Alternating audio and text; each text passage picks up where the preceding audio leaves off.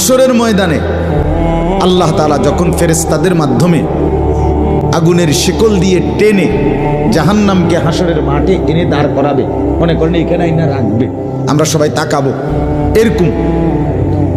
হাসরের মাঠে যখন জাহান্নামকে আনা হবে,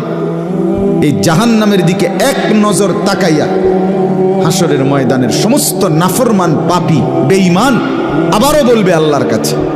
রব্বানা আখিরনা ইলা আজালিন করিব, আল্লাহ একটু সময়ের জন্য দুনিয়াটা আবার ফেরত দেন, হায়াত আবার ফেরত, সময়গুলো আরেকবার দেন, আরেকটু সময় দেন, নুজিব দাওয়াতাক, আপনার সব কথা তখন মেনে নেব, অনাত্তাবিউর রসুল, আপনার রসুলদের আনুগত্য করব। আল্লাহ বলবেন না, না বান্দা,